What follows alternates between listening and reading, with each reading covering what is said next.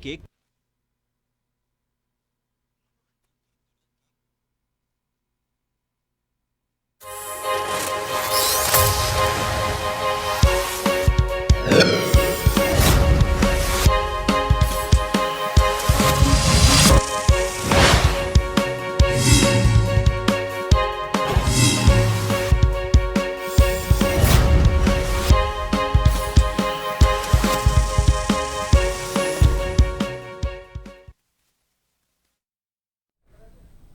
नमस्कार, जन टीवी देख रहे हैं आप। मैं श्वेता शर्मा आपके साथ। खबरों की शुरुआत से पहले एक नजर डालेंगे अभी की हेडलाइंस पर।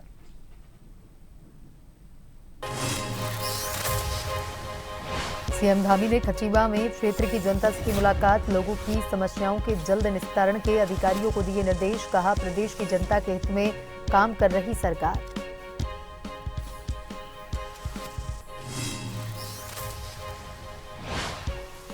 पंचायत चुनाव के पहले चरण में हुआ 68% मतदान। 63% पुरुष और 73% महिलाओं ने किया अपने मत का प्रयोग। 28 को होगा दूसरे चरण का मतदान।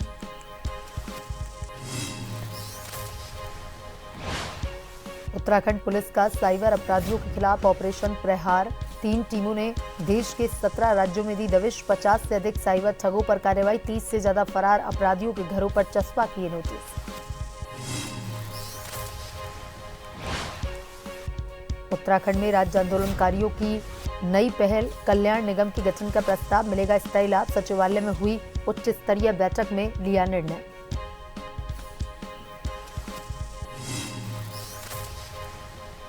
रुद्रप्रयाग और बागेश्वर जिले में आज भारी बारिश की संभावना। देहरादून में भी आज आंशिक रूप से छाए रह सकते हैं बादल। कुछ जगह हल्की से मध्यम बारिश की संभावना।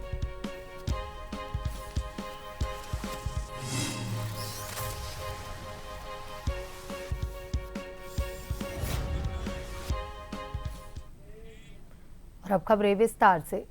मुख्यमंत्री पुष्कर सिंह धामी ने लोक निर्माण विभाग अतिथि गृह खटीमा में क्षेत्र की जनता से मुलाकात की तथा उनकी समस्याओं को सुना। मुख्यमंत्री ने समस्या के निस्तारण हेतु सरलीकरण, समाधान, निस्तारण एवं संतुष्टि के आधार पर हल करने के निर्देश संबंधित अधिकारियों को दिए। मुख्यमंत्री ने कहा कि सरकार आमजन की परेशानियों को दूर करने के प्रति गंभीर है और आमजन की समस्याओं का निराकरण करना उनकी सर्वोच्च प्राथमिकताओं में शामिल है। उन्होंने कहा कि जन समस्याओं के समयबद्ध तरीके से निराकरण करने के लिए अधिकारियों को सख्त निर्देश दिए गए हैं। हमारी पूरी कोशिश है कि लोगों को अपने काम के लिए अनावश्यक रूप से परेशान न होना पड़े।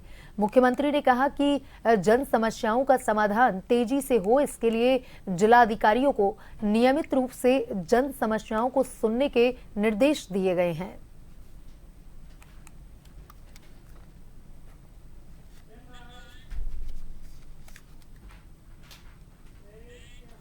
वहीं मुख्यमंत्री पुष्कर सिंह धामी का काफिला भारामल दर्शन के उपरांत जब पीलीभीत रोड से गुजर रहा था, तब मुख्यमंत्री सड़क किनारे भुट्टा भून रहे महत्तम की ठेली के पास अचानक से रुक गए।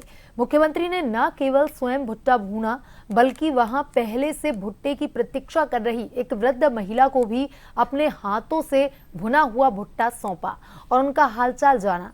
इसके पश्चात उन्होंने स्वयं भी भुट्टे का स्वाद लिया। मुख्यमंत्री स्थानीय उत्पादों को बढ़ावा देने, उत्पादों को मार्केट से जोड़ने के लिए लगातार प्रयासरत हैं। मुख्यमंत्री ने कहा कि स्थानीय श्रमिकों और छोटे व्यापारियों की मेहनत ही राज्य की असली ताकत है। हर नागरिक के श्रम का सम्मान करना हम सभी का कर्तव्य है।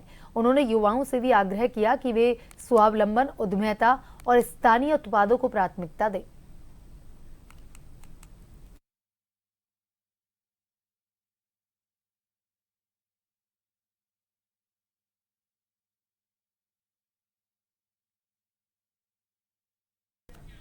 राज्य निर्वाचन आयुक्त सुशील कुमार ने बताया कि पहले चरण के मतदान में जबरदस्त उत्साह दिखा।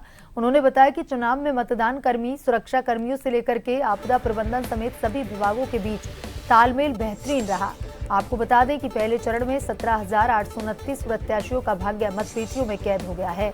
ऐसे बड़ा मतदान का प्रतिशत सुबह 10 बजे तक 11.72%, दोपहर 12 बजे तक 27.00%, दोपहर 2 बजे तक 41.87%, शाम 4 बजे तक 55%, देर रात तक 68%, कहां कितनी फीसदी रहा मतदान, इसको लेकर के अगर नजर डालें तो उधम सिंह नगर में सबसे ज्यादा 82.65%, देहरादून जनपद में 78.49%, अल्मोड़ा में 60.19%, नैनीताल में 70.44%, उत्तरकाशी में 82.49%, बागेश्वर में 63.11%, पिथौरागढ़ में 63.69%, चंपावत में 65.56%, रुद्रप्रयाग में 62.98%, चमोली में 62.18%, टेहरी में 59.98% मतदान रहा। वहीं पौड़ी में सबसे कम 59.58% मतदान रहा।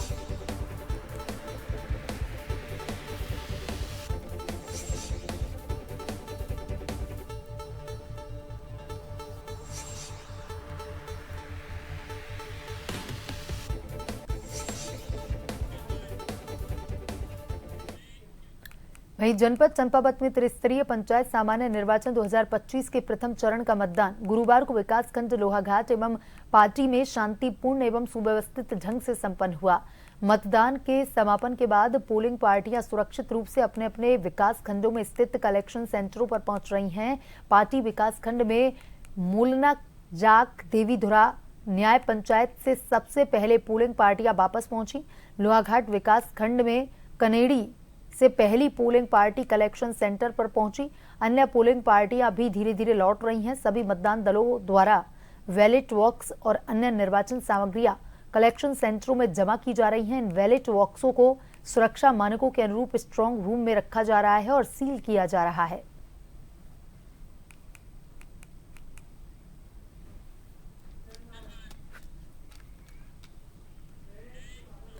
वहीं त्रिस्तरीय पंचायत चुनाव को लेकर पंचायत प्रतिनिधियों में काफी उत्साह दिखाई दे रहा है। वहीं सल्च विकासखंड के नेकना जिला पंचायत सीट से जिला पंचायत अधिकृत प्रत्याशी शोभा विष्ट ने भैवाली, मयाल, वाघली, नेवल गांव, साथ ही खदेरा, जसपुर, कोट, रगगाड़, मल्ली, भवाली सहित विभिन्न क्षेत्रों में डोर टू डोर जनसंपर्क किया।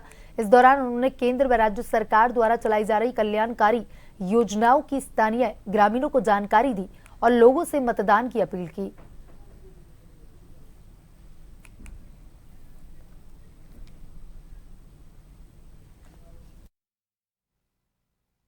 करीब 15-20 गांवों का भ्रमण करा सुबह से और अभी हम लास्ट में जो है अभी मल्ला भवाली पहुंचे हैं। जनता का भरपूर समर्थन मिल रहा है, माताओं का प्यार मिल रहा है, सभी युवा साथियों का सहयोग मिल रहा है।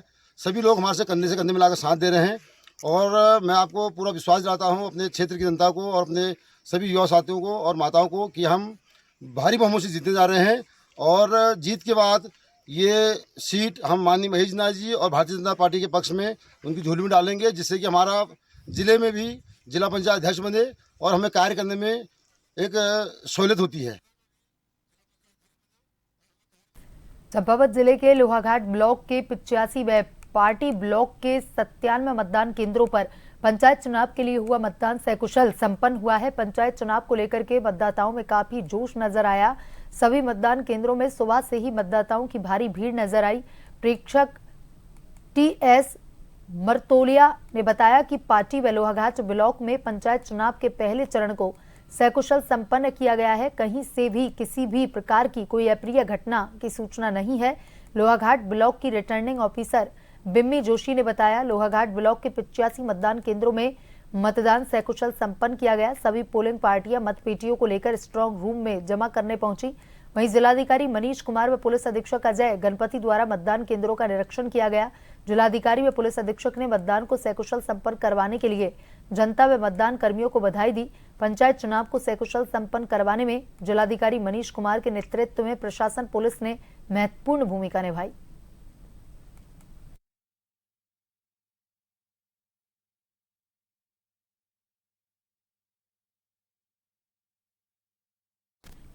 त्रिस्तरीय पंचायत को लेकर के पंचायत प्रतिनिधियों ने काफी उत्साह दिखाई दे रहा है। वहीं सल्च विकास खंड की ग्राम पंचायत मुसोली से खीमा देवी निर्विरोध ग्राम प्रधान निर्वाचित हुई।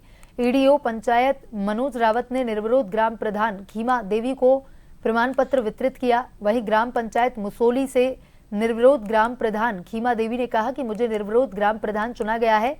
ग्राम पंचायत के विकास को लेकर कार्य किया जाएगा।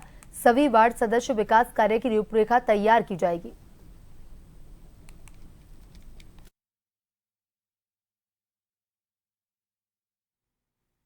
मैं अपने ग्राम सभा के सभी सदस्यों का सहयोग करूँगी। गरीबों को आगे लाने की कोशिश करूँगी और जितना भी होगा अपनी ग्राम सभा के विकास का कार्य करने की पूरी कोशिश करूँगी। मेरी कोशिश रहेगी कि मैं जो गरीब हैं उनको उनका आगे उनको कहीं पे मकान के लिए कोई भी ज़रूरत होगी उसके लिए आगे प्रयास करूँगी। हाईकोर्ट ने एसडीएम सदर देहरादून को कारण बताओ नोटिस जारी किया है। कोर्ट ने सख्त रुख अपनाते हुए कहा कि ध्वस्तीकरण के मामले में सुप्रीम कोर्ट की ओर से निर्धारित दिशा निर्देश का पालन न करने के कारण क्यों न उनके निलंबन की कार्रवाई की जाए। अतिक्रमण के मामले में दायर याचिका पर मुख्य न्यायाधीश जी नरेंद्र और न्यायमूर्ति आलोक मेहरा की खंडपीठ के समक्ष सुनवाई हुई। मामले के तथ्यों के अनुसार देहरादून निवासी नितिन माकिन और राजेश सिंह ने हाईकोर्ट में याचिका दायर की थी। इसमें कहा गया था कि हाईकोर्ट में एक जनहित याचिका में देहरादून में अतिक्रमण के संबंध में सुनवाई चल रही है। इस मामले में याचिकाकर्ता को अतिक्रमणकारी मानते हुए ध्वस्तीकरण का नोटिस देकर कार्रवाई की जा रही है। याचिका की ओर से ध्वस्तीकरण को हाई कोर्ट में चुनौती दी गई थी।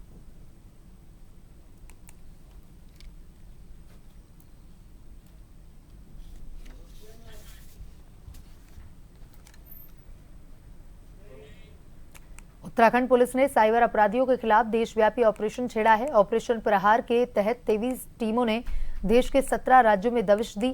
50 से अधिक साइबर ठगों पर कार्रवाई की। 30 से ज्यादा फरार अपराधियों के घरों पर नोटिस चिपकाए। पुलिस उपाधीक्षक अंकुश मिश्रा ने कहा कि उत्तराखंड पहली राज्य पुलिस है जिसने इतनी व्यापक स्तर पर कार्रवाई की। डिजिटल अरेस्ट और फर्जी वीडियो कॉल से बुजुर्ग खासतौर पर निशाने पर हैं।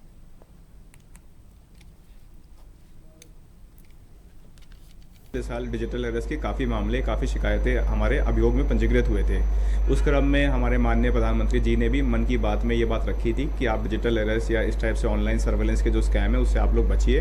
एंड उसके बाद काफ़ी ज़्यादा गिरावट आई थी जिसमें इस प्रकार के मामले रोके गए। परंतु तो इस साल जो हमने देखा कि इनिशियली डिजिटल अरेस्ट के उतने मामले नहीं आए, परंतु पिछले एक महीने में हमने देखा कि दोबारा डिजिटल अरेस्ट की कुछ शिकायतें आने लगी हैं जिनमें काफ़ी बड़ी बड़ी FIR हो रही हैं। और जैसे कि हमने 3-4 दिन में भी देखा कि जिसमें 1.5 करोड़ हो गए, 60 लाख हो गए, 25 लाख हो गए, 30 लाख हो गए, ऐसे लोगों ने डिजिटल अरेस्ट के स्कैम में देखा। और सबसे खास बात यह है जागरूकता हेतु कि इसमें जो एज ग्रुप है वो 60 ईयर्स प्लस है कि सीनियर सिटीजन को डराया जा रहा है, धमकाया जा रहा है और पैसे लिए जा रहे हैं। और वो जो पैसे होते हैं वो अलग अलग शेल अकाउंट्स में, शेल कंपनियों में जाते हैं, म्यूल अकाउंट जिन्हें हम नॉर्मली कहते हैं। और उसके बाद उन पैसों को अलग अलग खातों में ट्रांसफर करने के बाद उनको यहाँ से निकाल लिया जाता है।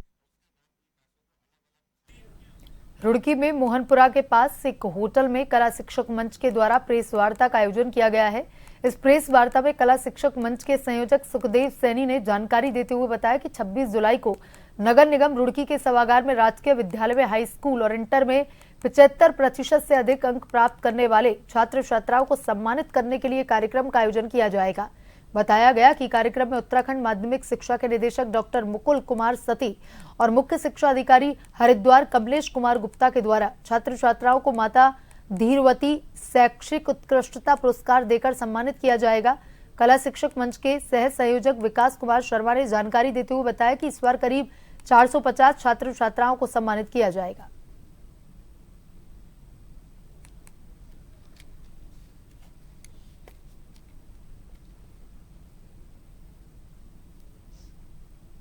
दो 2017 से हम लगातार इस कार्यक्रम को करते आ रहे हैं। इसके अलावा और कार्यक्रम भी हमारे निरंतर चलते रहते हैं कला शिक्षक मंच के।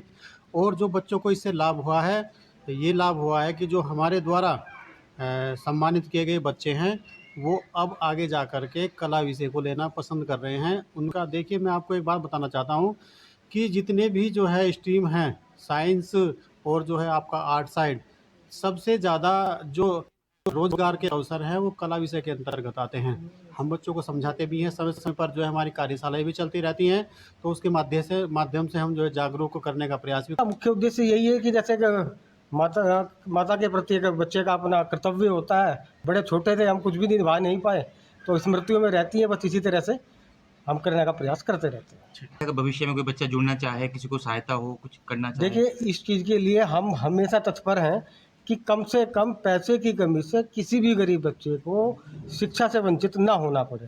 सरकार का भी फोकस है और एक शिक्षक होने के नाते हमारा भी इस चीज़ की। एक बार फिर से आपका स्वागत है। ये बढ़ते हैं खबरों की तरफ। 11 से 23 जुलाई तक चली कांवड़ यात्रा के दौरान लाखों शिव भक्त पवित्र गंगा जल लेने हरिद्वार पहुंचे।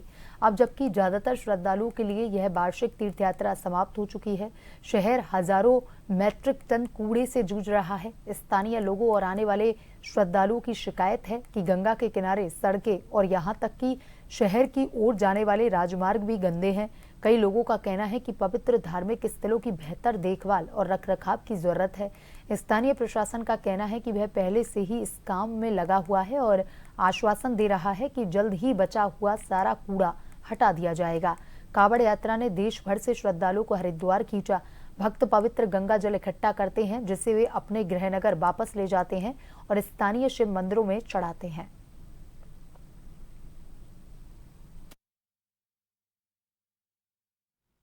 थोड़ा सा प्रशासन को देखना चाहिए इसके बारे में ना, थोड़ी साफ सफाई का ध्यान रखना चाहिए। और जितनी भी यहाँ गंदगी है और लोग यहाँ पान बीड़ी गुटखे खा रहे हैं और यहाँ पे जो मान मर्यादा भंग कर रहे हैं, उनके बारे में थोड़ा सोचना चाहिए।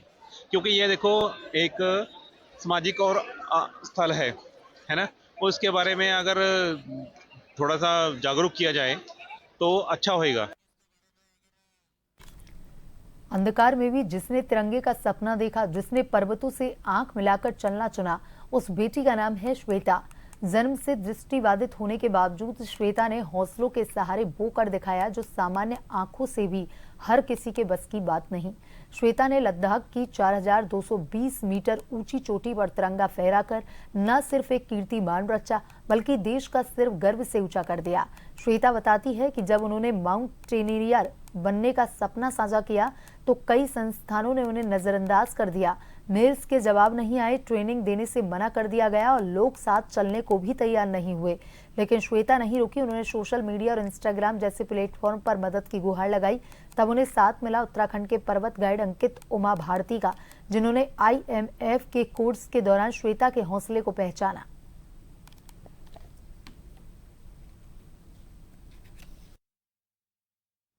ये अपने आप में एक ऐसी महिला हैं कि उनको कुछ बोल नहीं सकते हैं, उनकी दृष्टिबाधित हैं। उनका जो एक लेवल है, क्या बोलते हैं उसे, जैसा वो मतलब सोचती हैं, चलती हैं, मोटिवेटेड रहती हैं, तो वो इतनी मोटिवेटेड हैं, उनको मेरे को देख के लगा ही नहीं कि कहीं से भी कि वो दृष्टिबाधित हैं। तो पहला ही उनका जो एक्सप्रेशन था देख के उनको मेरे को लगा ही नहीं कि वो उनके मतलब उन्हें नहीं दिखता है या वो असमर्थ हैं किसी चीज़ को करने में। तो जब उनसे मैं मिला IMF में कोर्स के दौरान मेरी उनकी मुलाकात हुई थी, तो काफ़ी उनको देख के मेरे को खुद प्रेरणा मिली कि जिस तरीके से वो क्लाइंबिंग कर रही थी, एक नॉर्मल लड़की और उनके वो देख के अंतर बहुत अलग दिख रहा था, क्योंकि एक नॉर्मल लड़की भी नहीं कर पा रही थी, वो इतने अच्छे से कर पा रही थी। पहले हमने जितना भी परिश्रम किया, हम कहाँ कहाँ गए, कहाँ से निराशा मिली, वो किसी को नहीं दिखता। और ठीक मेरे साथ भी ऐसा ही हुआ। मैंने बताया आपको कि मैं करना चाहती थी, माउंटेनियर एक बनना चाहती थी, तो मैंने बहुत जगह ट्राई किया। जैसे कि मेरे शुरू से ही मेरे दिमाग में एक ब्रेन वॉश था। ब्रेन वॉश क्या, जो कि फैक्ट है, जैसे क्लासरूम की पढ़ाई हो, कहीं की भी हो, कि एक फंडामेंटल बहुत ज़रूरी होता है किसी चीज़ के लिए।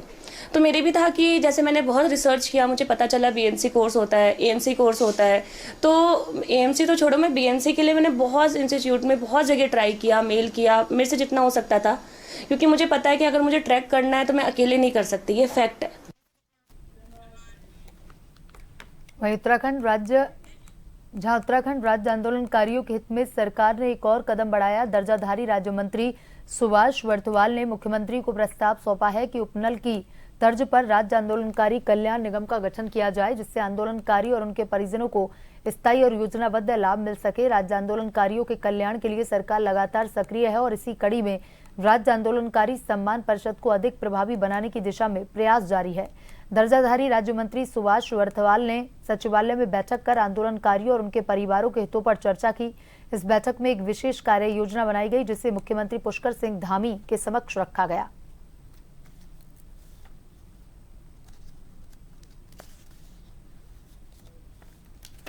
यह आंदोलनकारी सम्मान परिषद जो राज्य के तमाम आंदोलनकारियों के कल्याणार्थ उसका जो है निर्माण किया गया है। जब से मुझे जो है दायित्व मिला है, मैंने प्रयास किया है कि उसको आंदोलनकारियों के हित में गतिमान किया जाए, और इसी निमित्त एक वृहद बैठक जो है सचिवालय के अंदर मैंने जो है आहूत करवाई थी गृह सचिव की अध्यक्षता में, जिसमें करीब 14 बिंदुओं के ऊपर जो है उसमें चर्चा हुई। बहुत सारे बिंदु थे, जैसे चिन्हीकरण का के संदर्भ में बहुत सारे आंदोलनकारी जो रह गए उनके पुनः जो है चिन्हीकरण की प्रक्रिया शुरू हो। सम्मान पेंशन की बढ़ोतरी थी, 10% क्षैतिज आरक्षण जो प्रभावशाली तरीके से नहीं इम्पोज हो पा रहा है, उसको किस तरह प्रभावशाली तरीके से हम जो है उसको धरातल पर उतारें। तो इस तरह के तमाम बिंदुओं पर चर्चा हुई। देवलचौड़ ग्राम सभा से प्रधान पद की प्रत्याशी नेहा पांडे ने घर घर जाकर मतदाताओं से अपने पक्ष में वोट देकर विजय बनाने की अपील की। बुधवार को अपने सैकड़ों समर्थकों के साथ नेहा पांडे ने रैली निकालकर चुनावी जनसंपर्क किया। इस दौरान उन्होंने कहा, ग्राम की सड़क, पानी, बिजली, नहर, शौचालय, सरकारी आवास आदि हर छोटी बड़ी समस्याओं को दूर करने का प्रयास करेंगी और जनता के हर दुख सुख में साथ खड़ी रहेंगी।